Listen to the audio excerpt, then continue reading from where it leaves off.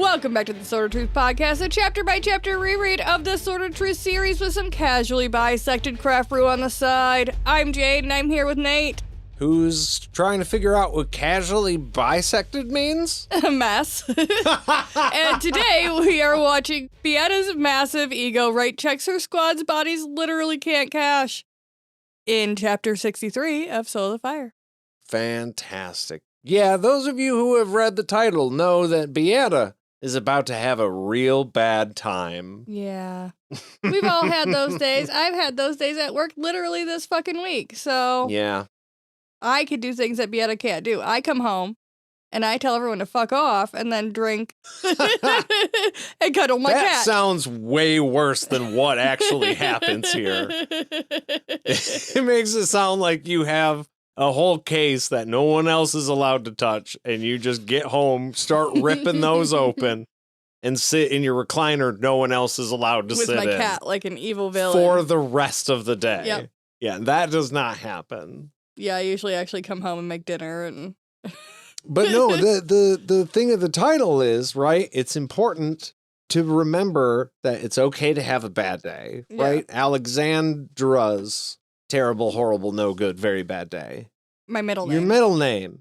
That's the point of that book, is to teach kids, like, you're going to have a bad day every once in a while. It's going to go real bad. Hopefully, it'll be okay. I guess that's today's moment of truth. We'll all be okay together. Yeah. Yeah. So last chapter, Dalton Campbell's propaganda machine violently backfired as Franco was scalped and burned at the stake, while a giant raven went full volo on Saren Rajek's eye before riding off into the sunset on a horse. I mean, okay, one, that was cool as fuck. Yeah. Two, Volo's eye. Yikes. But yeah, that's exactly what happened. Yeah, but you gotta do it. Yeah, of course you have to. Fucking magic eyeball? Are you kidding me? How else am I going to wear the patch? Yeah. No, you don't have to, because you can see. Yeah. You can see shit that... Never mind. We can't get into it here. Into it. It's really cool. But yeah, for such a short chapter, there was quite a bit pumped right in there. So we'll see what happens in this one for Beata. But yeah, so that was actually quite a lot pumped into one little tiny little chapter there. And we actually move right away from Dalton. We aren't with him. We don't get to see the aftermath anymore. So that's fun. We can all just imagine how terrible his day's going. Yeah. Yeah. Oh, I feel better already. Hey, fuck that guy. Fuck that guy. Let's all say it together. Ready? 3, 2, 1. Fuck that Fuck that guy. There. Doesn't that feel good? Yeah. Yeah. Happy to have helped. We are moving away from Dalton and his terrible day, and we're moving over to Beata, and she is hanging out at dawn. She's watching the Dominique Dirtch, squinting out over the plain, hands on her fucking hips, absolutely loving her new authority.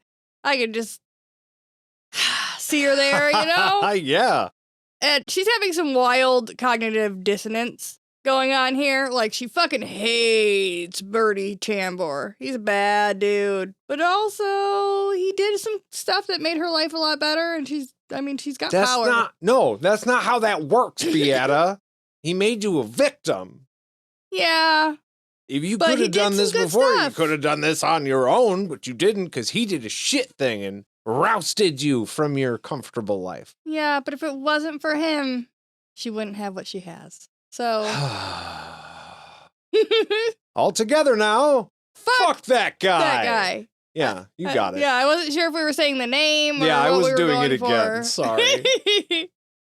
So last night, Captain Tolbert came by. He collected all the fucking votes and totally brainwashed into thinking Andrith and their army is invincible. Beata and her people all proudly marked a fucking X.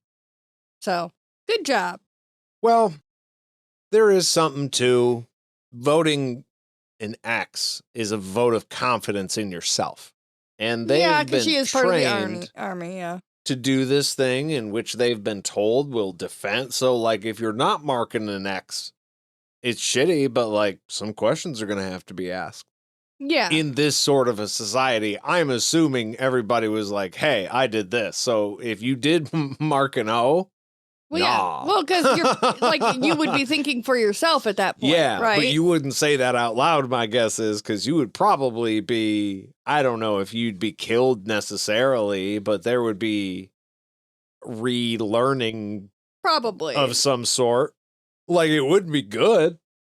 Plus, I mean, again, you got where you got by following orders. So why are you gonna fucking change it up at this point? And Yeah. go for the guy who came in here and all of a sudden bodies started blowing up. I don't know. Maybe not. Well, I was going to say your life has been better since you've been here and you've been doing what they say. Yeah. So there's got to be something in your brain that goes, repeat this, get even better. Yeah. I know I've done that at work. Yeah. No, I agree with you on that. And I was just saying, like, and all they know about this other guy that just blew in here is, like, not super great things. So, like, you're either voting for Richard or you're voting for following orders and doing things the way they have been, which has been going well for you. Right. Other than the, the little assault. The magic man that came in and made people spontaneously combust. By the way, we should do an off the path on spontaneous combustion if there's time, because I don't know shit about it, but I know it's a thing because there's a term for it. Yeah. And I'm sure it's not as crazy as what we just read. But I realized it after that episode. Like, Terry obviously was talking about spontaneous combustion, like with the mushrooms and the dick stuff, I would have to look into that and see, because I don't know. Is that no? You know what? Not now. Not now. We're not even gonna ponder on that thought. We're gonna put a pin in that. We'll talk about it later. But yeah, it makes sense why she would vote X, but it's still frustrating to watch. Oh, yeah, it's definitely against her best interest. Yeah. But how would you know? She doesn't, and that's why it happens. Yeah. So at this point, a lone rider comes hauling ass towards the line, ignoring Beata's commands to halt, which, is going to rub her a little bit wrong, first of all, because she's got all this authority now that is being ignored. I believe that is pronounced authoriti. Yeah, but I thought about it and I pulled back. This is definitely a bop on her nose. She was just feeling all like, ha, well, we're accomplished. And then somebody ignores you, and then the power behind your post disappears. Yeah. And suddenly you're just you. Yeah. And it doesn't feel great sometimes. Well, she is still drunk on her little teaspoon's worth of authority, so she does tell her squad not to ring the Dirtch because one little man is no threat. Don't fucking worry about it. Oh, that little guy there? Yeah. No, I wouldn't worry about that little guy there. I don't worry about that little guy. No. Like, literally, they have the Dirtch. What is he gonna do? Yeah. If he doesn't listen to me, then we ring the fucking bell. Well, I think they're saying that even if he gets behind the Dirtch, we're badasses and we can all kill one guy. Oh, see, that they've not been trained to do, so they need to be careful with that shit. They think they have. True. But they haven't. Oh, right. Yeah.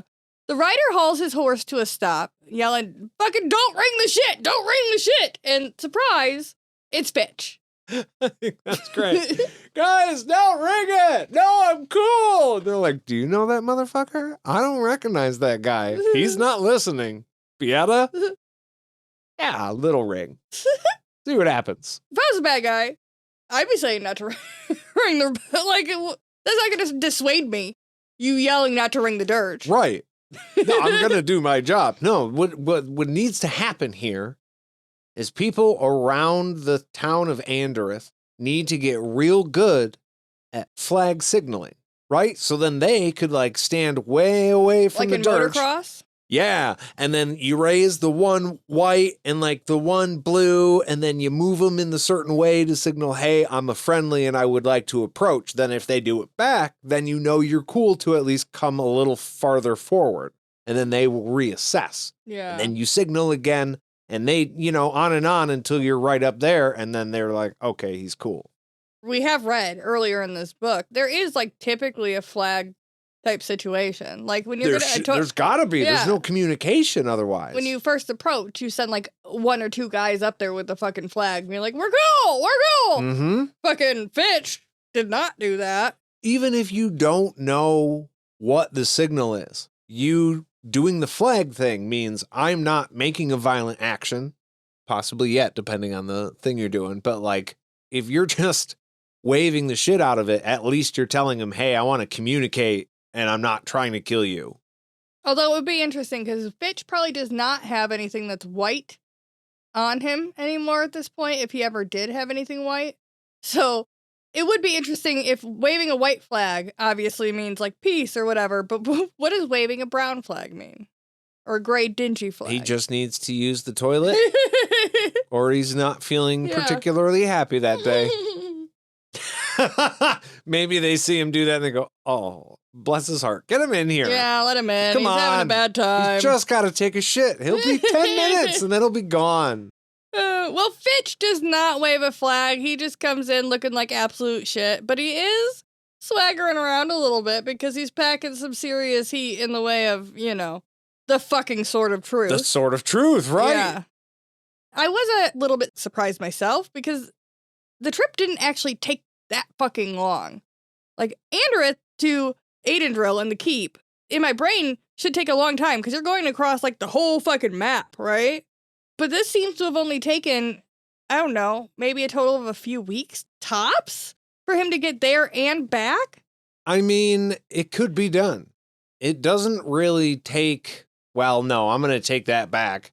If you walk a little bit each day, you can get a great distance in maybe a few weeks. Of course, he's riding full out on a fucking horse. He is on a horse. That takes a lot of the edge away. So it might be farther, because horses can go farther, but he also needs to then take time to care for the horse. Like, if it got him the whole way, he's not riding it like Richard used to. Right, he can't ride full out because he's not just dropping the horses and buying a new horse. He's got to take care of the one. Yeah.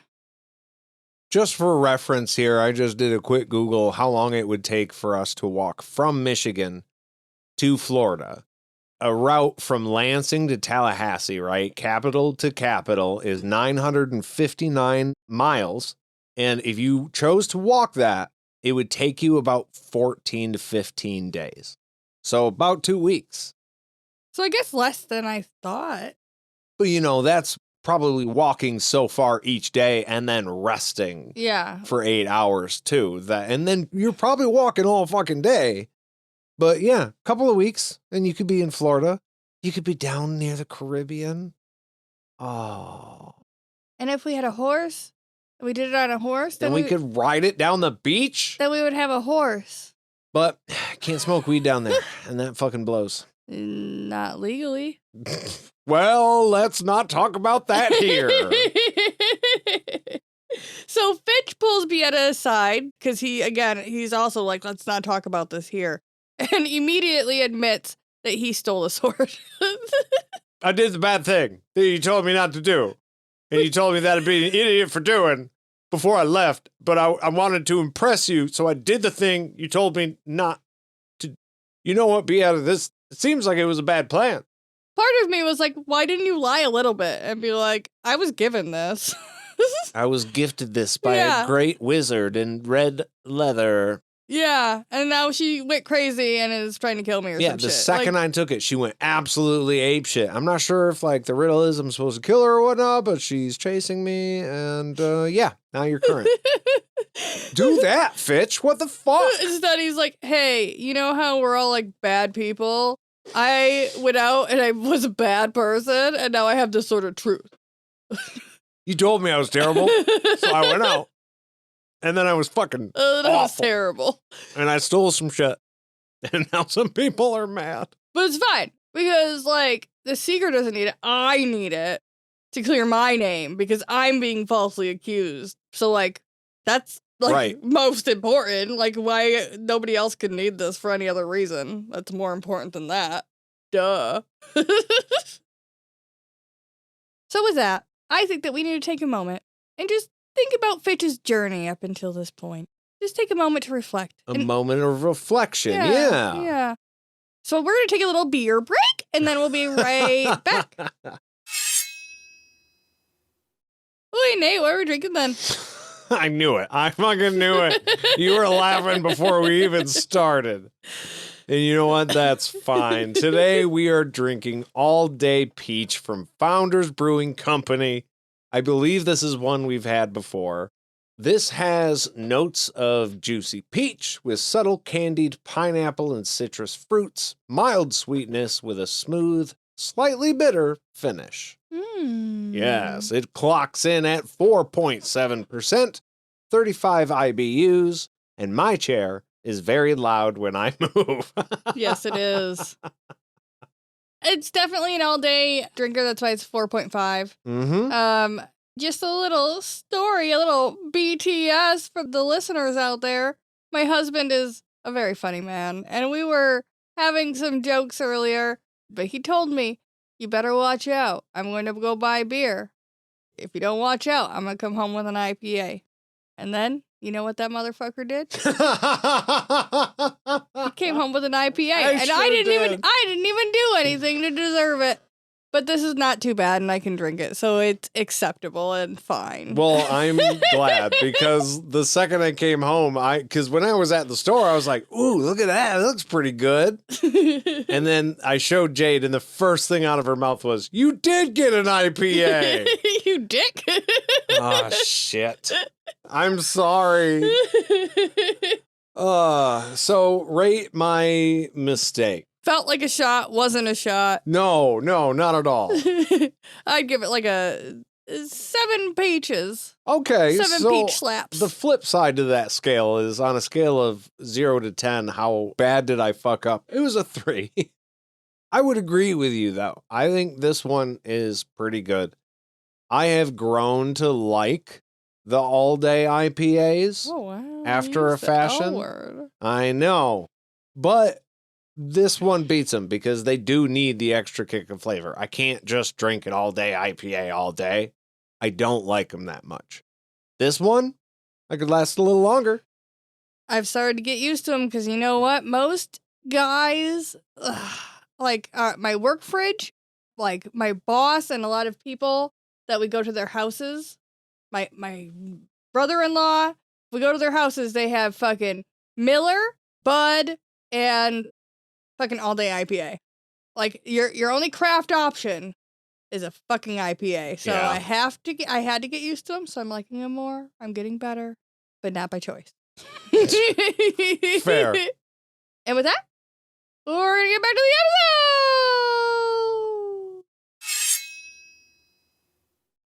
And we're back!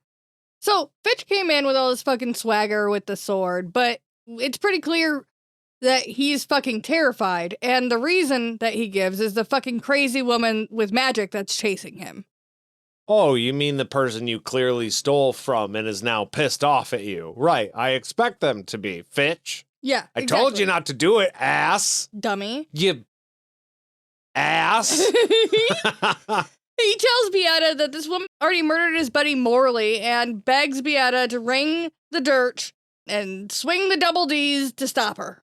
And Beata, at this point, gives 0 fucks about what Fitch wants, because he is a worthless Haken and a thief. So she dismisses all of his warnings. Well, she's got to be able to get her power back somehow, right? At the top of the episode, she was feeling really good. She was in control and in charge, and then she was ignored. And now it's Fitch, somebody she knows, and somebody she doesn't have a problem lowering an eyebrow to. And so now she's going to fucking take back some of what she lost from screaming at this person and not being listened to. Well, on top of that, there's a layer of Fitch coming in and being a reminder of the worst thing that ever happened to Beata and of where she came from, and all of that mixed together. That's a real good point. I didn't look at it that way, but yeah, you're probably right. Yeah, so she has to push him down and be like, you're a worthless Haken, and like you and where I came from, and all of that is terrible and bad and back there, and I know what I'm talking about, and I am in control here. At this point, lookouts spot a blonde woman in red approaching from the wild. Uh-oh. Yeah, see, we got a little more description now. And 3 special Andrith guards are actually also approaching from the rear. Ha! Yeah, so bigger problem. Beata... Not necessarily. Beata stubbornly orders her squad to just let the woman pass. As a fuck you to Fitch? Yes, exactly. 100%. You come in panic after you do the thing I tell you not to do. No, we're going to let this person through. You're probably going to end up having to give your shit back. You stole shit from her. Give her shit back, you idiot. Yeah, and hopefully that means you two are square. But it might not. And that's your fucking problem. She's not going to be mad at me. Right. Tell you what. I'm the guard. I've stopped you. Look, you're stopped. I've done my job. The woman arrives. It's Cara. We all know this. Yeah! She goes full Black Widow, superhero landing, diving directly off her galloping horse at Fitch. That is so bad for your knees. So bad. See, she doesn't land on her knees, Nate. She lands on Fitch. No, she fucking tackles Fitch. Yeah, so it's bad for his knees. It's probably bad for his everything. He's about to have a real bad day. Real bad day. You don't even know how bad Fitch's day is going to get. Tell me about it. Cara demands a sword, threatens to make Fitch regret being fucking born. Oof. And instead of backing down, Fitch draws the sword of truth. And his eyes fill with a shimmering light of inner vision. This is my moment in the sun. Yeah, he's just filled with the rage. I think the reality is, though, because Fitch is a young teenage boy who still hasn't really experienced a whole lot, we know that he didn't indulge like Morley did. He's probably just like... It's gotta be good because she's not saying it out loud. You guys, podcastatt@gmail.com. If she does not say this out loud, we've got to ask her nicely if she will say it. It's gotta be good. All I was thinking, then I remembered that he's a child, like semi-child, and I was just thinking he's holding the sword for the first time, and he's probably like, oh my god. He's looked over at Beata, but not to be like, yeah, I get I'm it. badass, but more to be like, oh my god. I do have to bump back just a tiny bit. I know he's been running from Cara this whole time. Mm-hmm. This is not the first time he's held the sword in his hand. See, here's the thing. I don't remember if he drew it while he was trying to get away from Cara the first time. I don't think so. But he damn sure held it the whole way here. Because I woulda. Shing, shing, shing. Try and fucking stop me. I would have held it above my head riding the fucking... I would tie off the flag to the end of the sword just to have a reason to hold it more. I don't disagree, but you know how it feels when you hold the sword of truth for the first time. And it seems to take it... Well, you're filled with like anger. Oh. Right? Oh, fuck. I wasn't even thinking of the rules. Yeah, you're like raging and you can only kill who you think is bad, but... That's how he made it to Andereth. He was raging. But also that seems really dangerous for a young kid to be like on the back of a horse with the... Whatever. Yeah, well, we didn't... Nobody has accused Fitch of being smart. He's here because he literally did the thing Beata told him not to do. You're right. So, does he get one? Judges? Fuck this guy! But yeah, I just know that the sword of truth, Richard can't even control himself a lot of times when he has it out, right? Right. A dude that knows what he's doing. Or at the very least has some self-control. Yeah. He's not a child like Fitch anymore. Yeah, not like 13, 14 and super emotionally imbalanced. Beata chooses this time to try and play hall monitor and step between them. Cara casually backhands her into the dirt. Yeah, okay, yeah. Sit the fuck down, Beata. Oh, it's the Game of Thrones. Sit down, uncle. Yeah. You are not in control here. I am. I'm the boss. She's like, I was literally trying to help you. Why the fuck backhand me? Because little girl.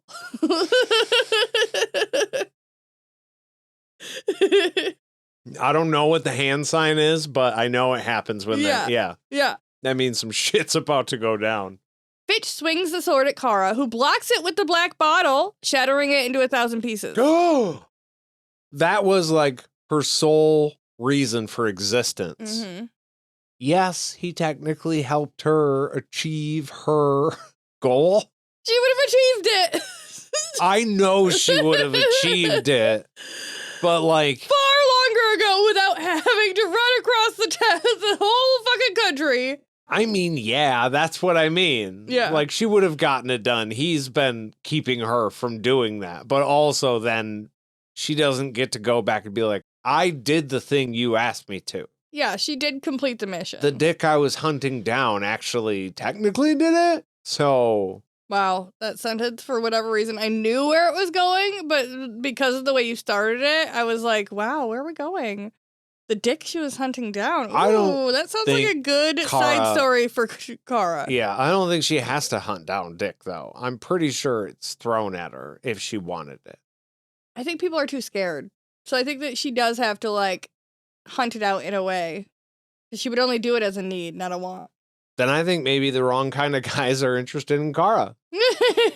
Not anybody that we've met yet so far. Long story short, she fucking did the thing that she set up to do with the fucking bottle, which, to her knowledge, is supposed to solve all the shit. Right. She should have just fixed the chimes. She whips out her deal to fucking finish this whole bullshit, but surprise, bottle didn't work, magic fucking fails, and she's just left standing there like, what the fuck just happened? Yeah. I was told by all the smart people that that's what was supposed to fucking work, and it didn't work, and now... No Agile juice. No Agile juice. It's a bad day.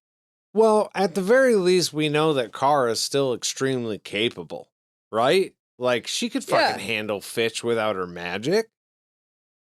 Yeah, but I feel like it's gotta be... I mean, obviously disappointing, but also a little bit, like, world-breaking when the people told you that this was the solution, the only solution, and it's not. Richard told her, right? Richard and Zed. And Zed. Yeah. Yeah. Two motherfuckers she trusts. I mean, there's no doubt in my mind she believed that 100% until the bottle broke and it didn't work. That's gotta be very jarring. Did he fucking lie? Does he not really know? Now she's got to get back to him, like, as soon as possible to report that it didn't fucking work. Yeah. Did he know? Did he send me on a wild goose chase on purpose? Yeah. We know that she's capable, but I guess that's where my brain went, was that something in her brain, like, she had to go through so much to start trusting people in such a way, and this feels like it could bring you back quite a ways. Not quite as bad, but almost like when Kaylin was like, Cara hates rats, and then they were used against her, like, immediately. Right. So that was what, 4 days ago in book? Yeah, girl needs some therapy, and, like, you know, good time with her friends, not misleading her, even if it was accidental. But things go from bad to worse when Cara spots the 3 grinning Andorith guards. And she panics and screams at Beata to get her people the fuck out of there, because everybody's gonna die if you don't get them the fuck out of there immediately. Why is it that the Andorith guards are making her scream that? They are Andorith guards, and so is Beata. Because Cara can tell that they are not normal guards. And these are, to clarify, the special troops we saw enter the city earlier in the book. Yes. These are Imperial Order troops. And Cara has seen the Andorith troops at this point, and she's seen Imperial Order troops, and she knows the difference. She knows their I.O. Yes. And I think she can also tell from the way that they're coming in that they're not coming in to just walk by. They're not here to help. Right. Does Beata listen? Nope. She gets fucking huffy about being ordered around and tells Corporal Marie Faval to halt the men. Yeah, she digs her heels in. No, you don't tell me what to do. You are not my supervisor! Yeah, watch. All these people are gonna stop, just like you fuckers stopped when you walked in here. Right. Watch this shit. Look how awesome I fucking am. One of the guards casually draws his sword and literally slices Marie fucking clean in half. Oh, yeah. Shit! Terry goes full Mortal Kombat fatality on her, vividly describing Marie's top half dragging itself through the grass while her guts spill out. And I gotta say, you know, I played Mortal Kombat as a kid, and it's always been a violent game, and that was part of the draw, maybe. I, for one, liked the special abilities, but then, like, our kids got their hands on this from back in the day. They're like, can we get Mortal Kombat? And we were like, you know what? Sure, why not? You're 15. Fucking go for it. And then they call us into the room and they say, hey, Dad, check out this new fatality that I learned. And we watched the most grotesque shit of a dude getting sawed in half. And I was just like, God damn, they made these violent. See, the reason that they didn't play that until 15 is because we went over to a friend's house. I brought Jackson over to one of my friend's house when he was like 3 or 4. And her daughter, who was like 7 or 8, had Mortal Kombat, the new version of it at that time. And they were playing it, and I walked out into the room, and I watched one of the people's spines be pulled from their body. Yeah. And it was like bloody. It was very graphic. It's fucking crazy. And I was like, oh, she can play this? You let her play this? And she's like, yeah, she loves this game. And I was like, oh, okay, cool. We are not getting Mortal Kombat. We're not doing that. Yeah. Yeah, we made him wait 6 years, 7 years. Because I was like, hey, I let a lot of things go. That seems egregious. I'm not the fucking censor police here at all, but also I was like, I could have waited a couple extra years for that one, maybe. You don't know what your spine looks like at your age. You don't need to know what it looks like at your age. We can wait. We can wait. So if I pull his head hard enough, it'll just come right off of there. Yeah. No, we're gonna wait.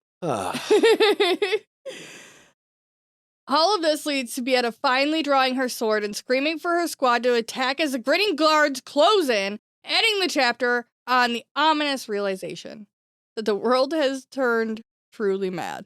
Shit has officially hit the fucking fan. And I found it kinda shitty, and I found it kinda bad. That's a good song. And that's our truth, and we would love to hear yours. Hell yeah. Write to us in your journey books to podcastatt@gmail.com or find us on any of our social medias. Glug, glug, glug. If you would like to support this podcast and hear some more exclusive content. I'm sorry, I have to do this for a listener. Exclusive content. Find us over on patreon.com/podcastatt, where every tier is a happy tier.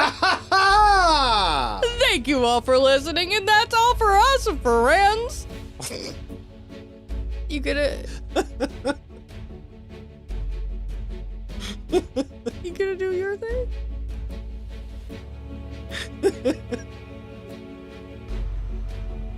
What's going on?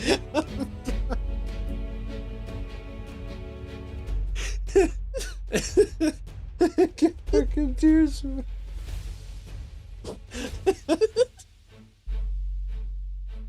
I think he broke. Ooh. That was good. Thank you. We'll see you real soon. Bye.